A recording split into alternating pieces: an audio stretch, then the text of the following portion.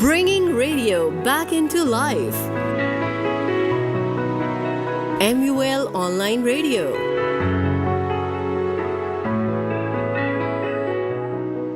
बिस्मिल्लाहिर्रहमानिर्रहीम, इय्याका नअबुदु व इय्याका नस्तईन।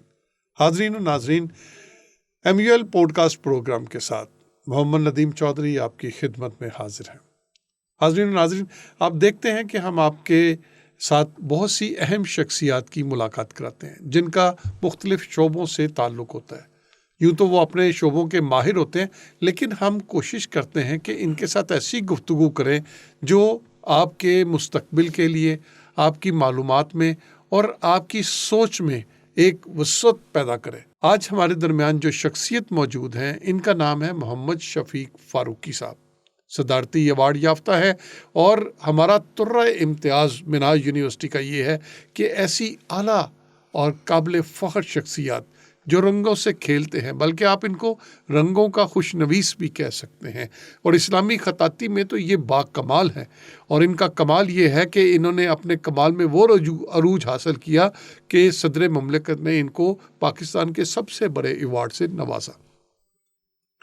मिनाज यूनिवर्सिटी में centre of Islamic arts and craft के ये हेड हैं और हमारे दरमियान मौजूद है। हम इनसे गुफ्तगू करेंगे रंगों की, हम इनसे बात करेंगे ख़ताती की, इस्लाम की, तसव्वुफ़ की। मौलाना रूम के ये स्पेशलिस्ट हैं। ये क्यों इस तरफ आए, आइए हम इनसे गुफ्तगू करते हैं। अस्सलाम वालेकुम जनाब शफीक, मोहम्मद शफीक फारूकी साहब। जी वालेकुम अस्सलाम सर। कैसे मजाज आपके साथ? ठीक है, अल्हम्दुलिल्लाह, शुक्र है। अच्छा, मैंने आपका तारुफ करवाया कि आप रंगों से खेलते हैं, रंगों के आप खुशनवीस भी हैं, खत्तात भी हैं। तो आप ये बताइए, आपने इब्तदाई तालीम कहाँ से हासिल की और फिर रंगों की दुनिया में आप किस तरह से आए?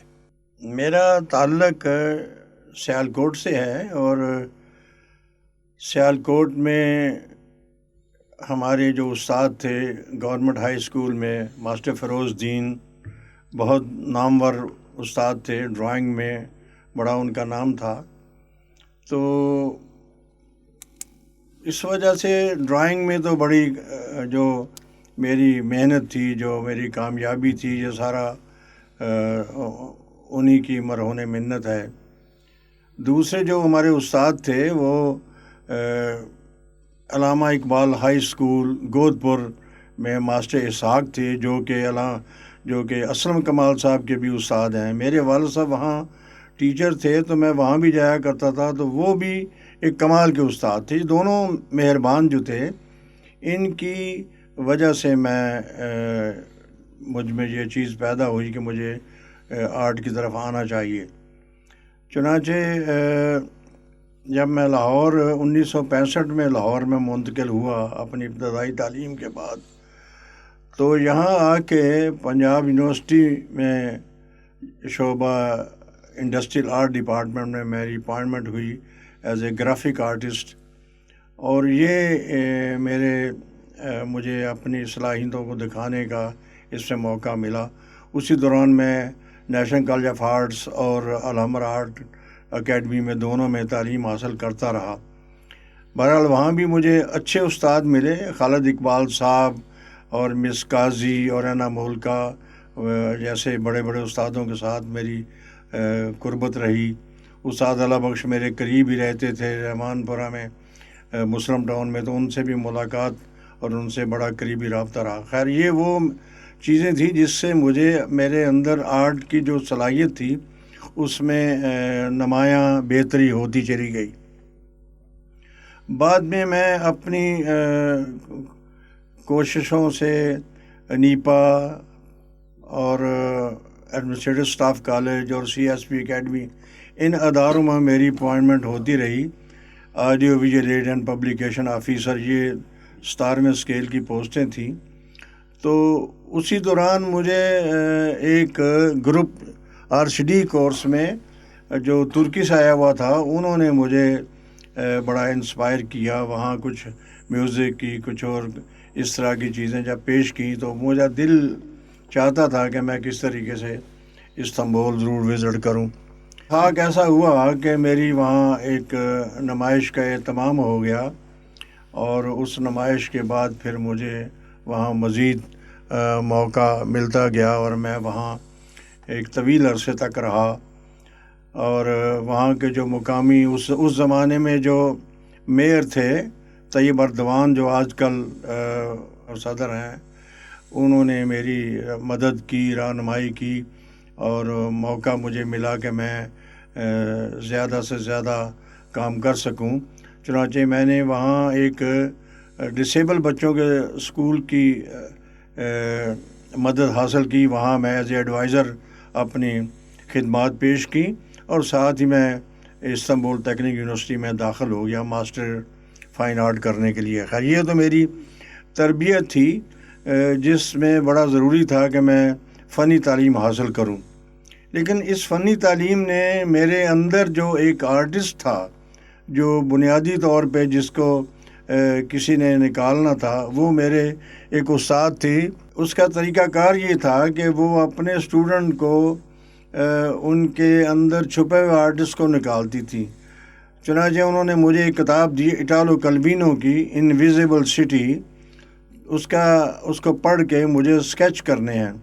یہ ترکی کے رہنے ترکی میں استنبول ٹیکنیکل یونیورسٹی کی خاتون تھی سیمرا آئیدن. یہ وہی خاتون ہے جو ہمارے اعجاز انور صاحب, جو ڈاکٹر اعجاز انور ہیں, ان کی بھی استاد تھی. اور انہوں نے بڑی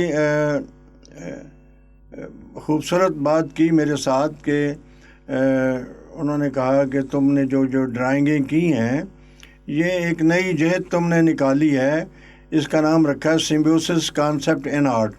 یعنی جب آپ سمجھ لیں کہ ایک منی پلانٹ جب درخت پہ چڑھتا ہے تو اس کی شان کچھ اور ہوتی ہے, زمین میں پڑتا ہے تو کچھ اور ہوتی ہے. تو یہ دونوں بینیفیشری ہوتے ہیں, منی پلانٹ اور درخت. یہ اصل میں ایک آئیڈیا تھا بیولوجسٹ کا, جرمن بیولوجسٹ کا, جو بعد میں کچو گروکووا جو جاپان کے بہت بڑے آرکیٹیکٹ تھے, انہوں نے اس کو اڈاپٹ کیا تھا. انہوں نے کہا تھا کہ بیل کے کان کے اوپر بیٹھا ہوا ایک چڑیا اگر اس کا کان صاف کرتی ہے تو دونوں بینیفیشری ہوتے ہیں اور خوبصورت لگتے ہیں. اسی طرح آپ نے جو کام کیا ہے وہ آپ نے لائن ڈرائنگ اس طرح سے بنائی ہے کہ اس کے اندر سمبلز ساتھ مرج ہو گئے ہیں.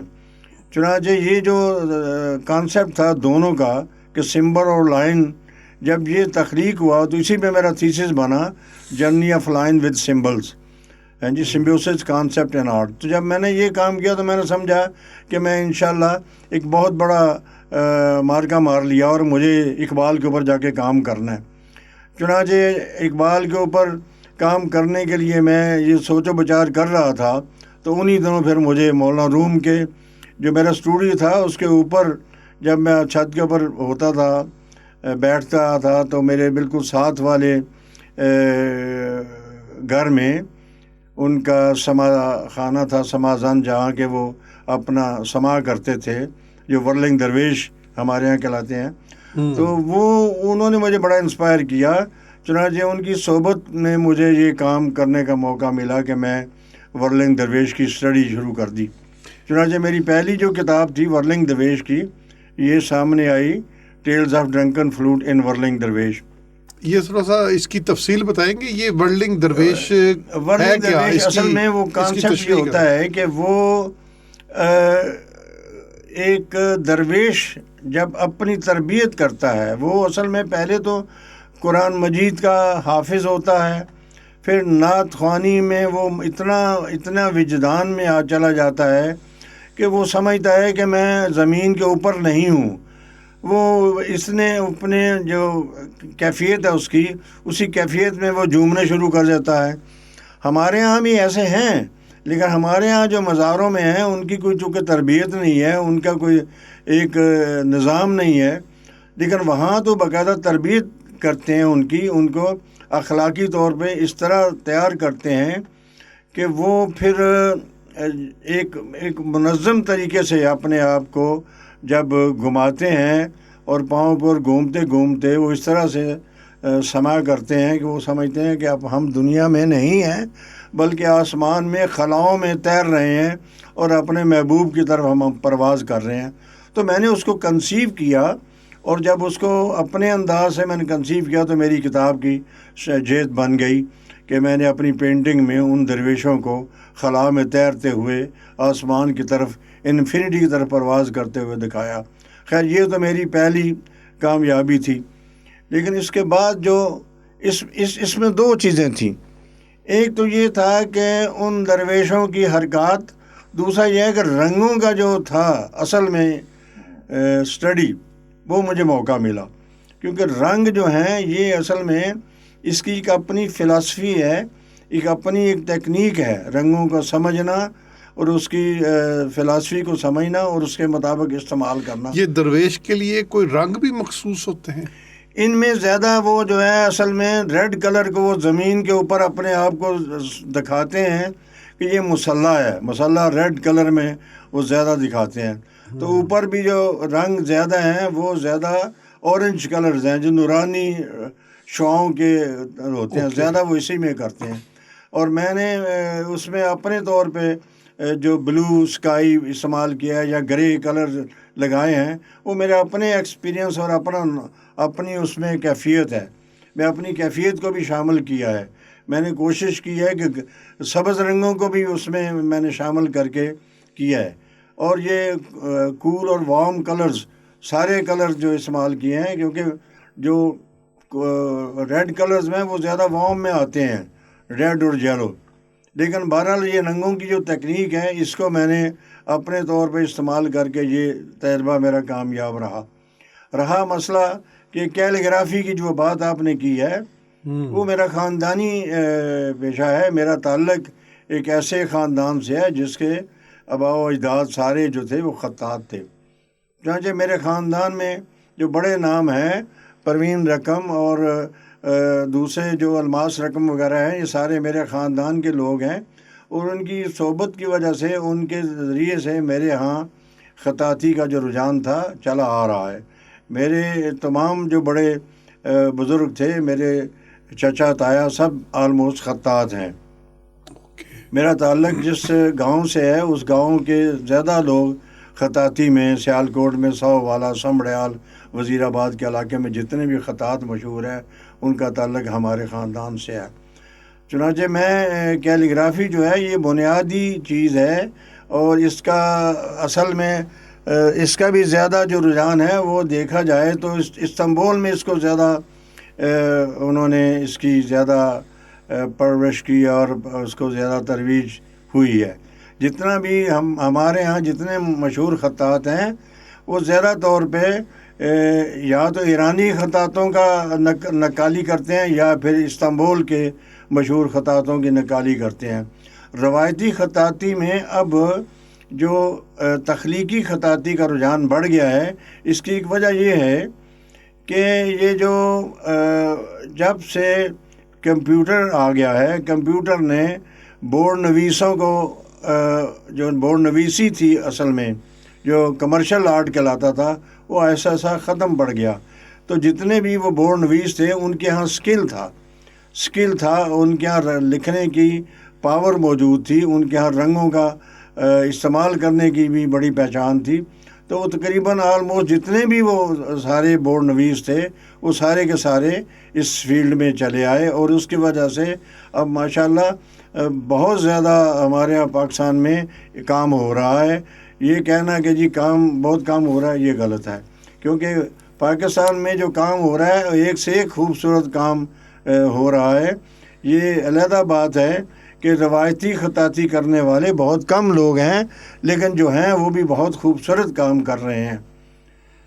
میرا جو کام ہے اس میں نے ایک نئی جہت صرف یہ پیش کی ہے کہ میں نے کوشش کی ہے کہ بجائے برش استعمال کرنے کے، کیونکہ برش کے اندر بعض اوقات ایسے جانوروں کے استعمال ہوتے ہیں، ان کے بال استعمال ہوتے ہیں جو کہ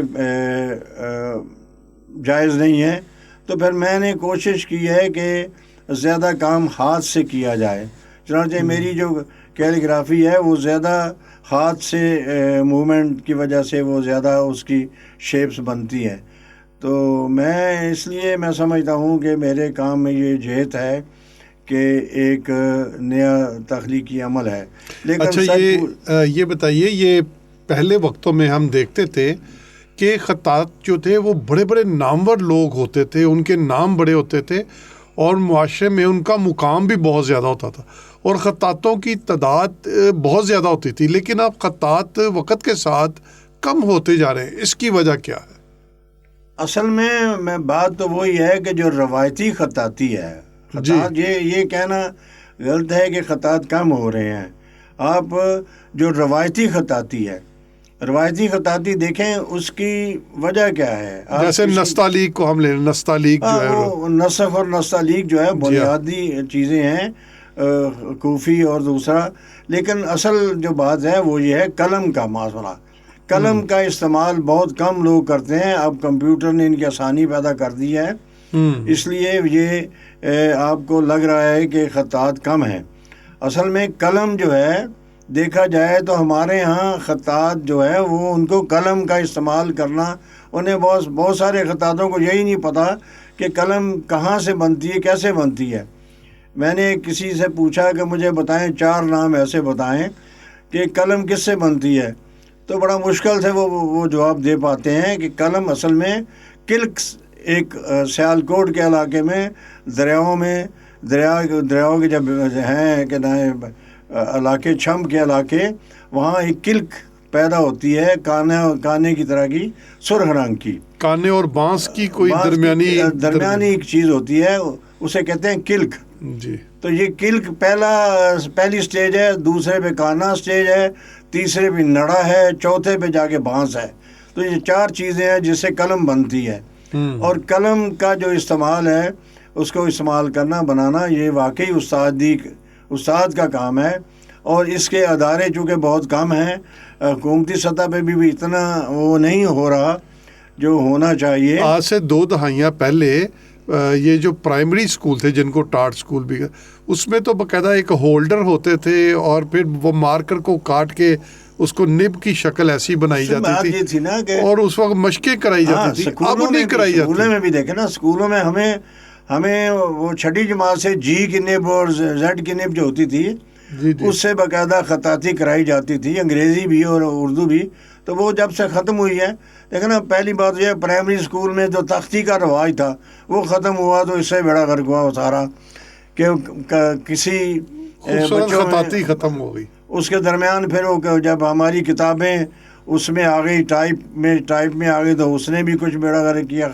یعنی کوئی چیز ایسی رہی نہیں ہے جو کیلی گرافی کو باقاعدہ بچوں میں رجحان اس کا بڑھے.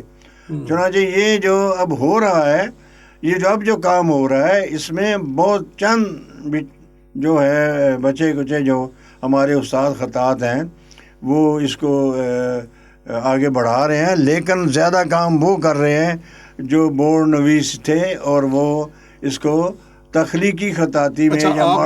آپ کے خیال میں اسکولوں کے اندر ابھی بھی تختی ضرور ہونی چاہیے؟ بڑی ضروری ہے. اور قلم کا استعمال ہونا چاہیے. تختی نہ ہو، کاغذ استعمال کریں، لیکن قلم کا استعمال ہونا ضروری ہے. لیکن وہ تب ہوگا جب استاد ہوں گے. جب استاد ہی نہیں ہیں تو میرے خیال میں استاد پیدا ہونے چاہیے. استاد ایسے ہونے چاہیے. ہمارے ہاں جو ہے وہ سب سے بڑی کمی یہ ہے کہ ہمارے ہاں استاد نہیں ہیں. سرکاری سرپرستی بھی کیا ان استادوں کو ملتی ہے؟ ہر اسکول میں ایک استاد ایسا ہونا چاہیے جو صرف قلم کے ماسٹر ہو، آرٹ کا بھی ماسٹر ہو، قلم کے ماسٹر. ڈرائنگ ماسٹر، ڈرائنگ کی غالباً دیکھیں نا، پہلے وقتوں میں یہ تھا کہ ڈرائنگ ماسٹر ہوتے تھے. اب اسکولوں میں ڈرائنگ ماسٹر نہیں ہے، نہ خطاط ہے نہ ڈرائنگ ماسٹر ہے. ہمارے وقتوں میں یہ تھا. اب پرائیویٹ اسکولوں میں تو بس رٹا مار کے بس ڈگری کہتے ہیں اس کو مل بس. اب وہ اصل میں نا، وہی میں بتا رہا ہوں کہ کمپیوٹر میں ہو رہا ہے اور وہ باقی شوقیہ کوئی تھوڑا بہت کام ہو رہا ہے. اور زیادہ طور پہ یہ جو کام ہے یہ کمپیوٹر سے لوگ اس کو چیزیں اٹھا لیتے ہیں اور اس کو آگے بڑھا دیتے ہیں. لیکن میرے خیال میں باقاعدہ طور پہ تربیت کا معاملہ نہیں مناسب ہو رہا. آپ کے یہ کریٹو کام جو ہے، یعنی کہ یہ جو جدید قسم کے اب پروگرام سامنے آ رہے ہیں، جیسے AI آ گیا، آرٹیفیشل انٹیلیجنس ہے، فوٹو شاپ ہے، اور کمپیوٹر کے بہت سے ایسے پروگرام ہیں جس میں کریٹو کام کرنے کی بجائے وہ ایک ٹیمپلیٹ اٹھاتے ہیں اور اس ٹیمپلیٹ کے اوپر کاپی پیسٹنگ ہوتی ہے اور اس کو چوری کر کے وہ کرتے ہیں. تو کیا اس سے بچوں کے اندر ان کی جو تخلیقی صلاحیت ہے آپ سمجھتے ہیں کہ وہ ختم ہو رہی ہیں؟ دیکھیں اسکل جو ہے نا، اسکل وہ اللہ تعالیٰ نے جو ہاتھ کے اندر انسان کو جو دیا ہے، دیکھیں نا ہاتھ کے اندر اس کے لیورز ہیں، پہلا لیورز ہے، پھر کونی لیور، دوسرا لیور ہے، تیسرا پھر یہ ہے. یہ سارے جو جب تک لیور انسان کے کام کرتے ہیں، قلم کا بھی یہی ہے کہ جب تک آپ اس کو اپنے انداز سے چلائیں گے اور اس کو اس کی جو اس کے قواعد و ضابط ہیں اس کے مطابق چلائیں گے تو پھر ہی اس کی صحیح جیت سامنے آئے گی. ورنہ تو یہ جو کام ہم کر رہے ہیں کمپیوٹرائز جو کام ہو رہا ہے، یہ تو ہو سکتا ہے کہ اس کے اندر دیکھیں اس کے اندر خوبصورتی بھی ہے، اس کے اندر نمائشی معاملہ بہت زیادہ بہتر ہے، لیکن اس کے اندر میں سمجھتا ہوں کہ جو کلاسک انداز تھا جو ہمارا وہ ختم ہو گیا ہے، وہ نہیں ہے. صحیح. اچھا، رنگوں کی بات ہو گئی، خطاطی کی بات بھی ہو گئی اور نئی ٹیکنالوجی کی بات بھی. تو منہاج یونیورسٹی میں یہ centre of Islamic arts and craft ہے، آپ اس کو کس نظر سے دیکھتے ہیں؟ اور آپ یہ بتائیے کہ ہمارے طلباء کو فائن آرٹس کی اس شعبے کے اندر اس میں داخلہ لینے سے ان کو کیا وہ اپرچونیٹیز ملیں گی، کیا وہ ان کو ان کے دروازے اوپننگ ملے گی کہ جس سے وہ اپنی اگلی دنیا میں اپنے جذبات کا بہتر انداز میں نہ صرف اظہار کرتے بلکہ ترقی کے راستے بھی اس میں کھل سکتے ہیں؟ آپ اس کے اوپر ضرور. جب میں پہلے یہاں حاضر ہوا تھا تو انہوں نے ہمیں جو جاب اسائنمنٹ دی وہ یہ تھی، ایک تو یہ تھا کہ جو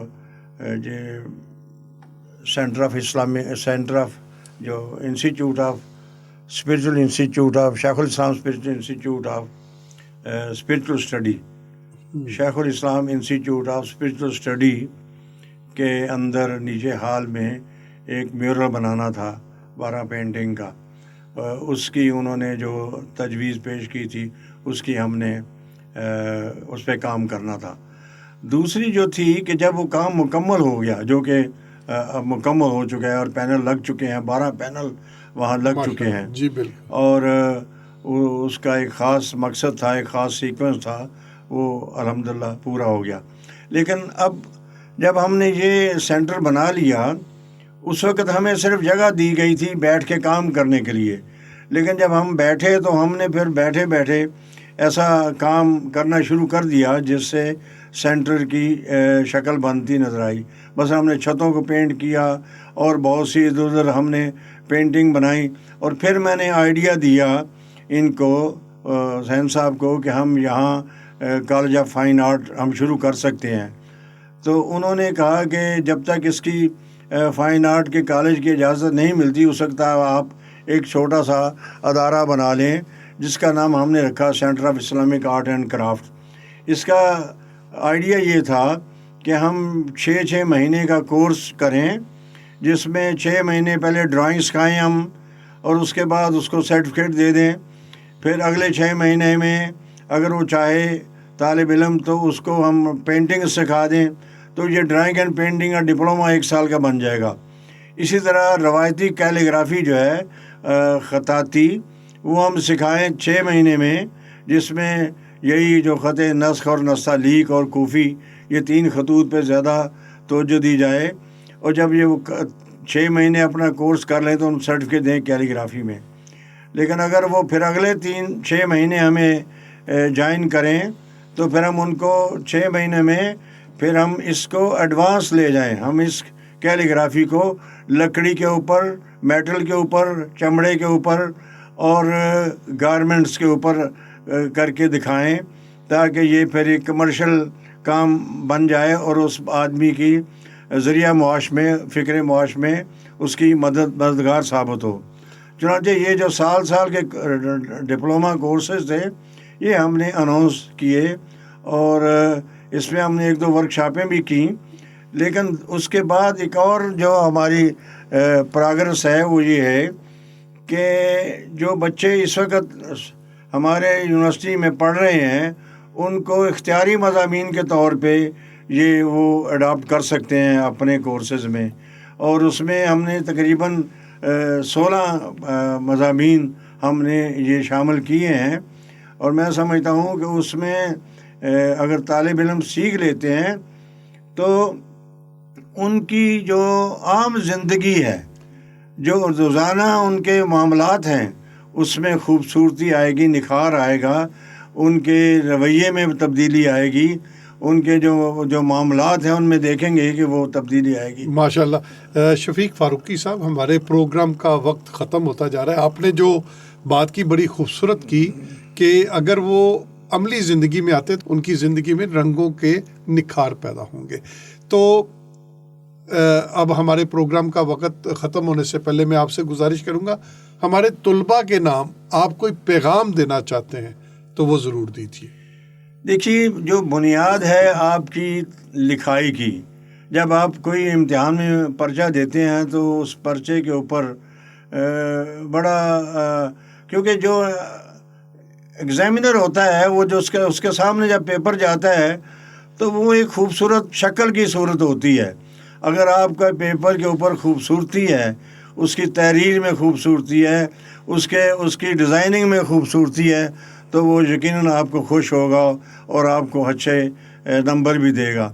تو میرے خیال میں نہ صرف آپ کو خطاطی سیکھنی چاہیے بلکہ ڈرائنگ سیکھنی چاہیے۔ ڈرائنگ میں آپ کو طریقہ آئے گا کہ آپ کا جو پرچہ ہے، پیپر ہے، اس کی ترتیب کیسے ہونی چاہیے، اس کا استعمال پیپر کو کرنے کا طریقہ آئے گا، اس کے اندر جو تمام جو قواعد و ضوابط جب آپ کے سامنے آئیں گے تو آپ کو دیکھیں گے کہ آپ کی بالکل بدل جائے گا معاملہ، اور آپ اس کے اندر ایک نکھار آ جائے گا۔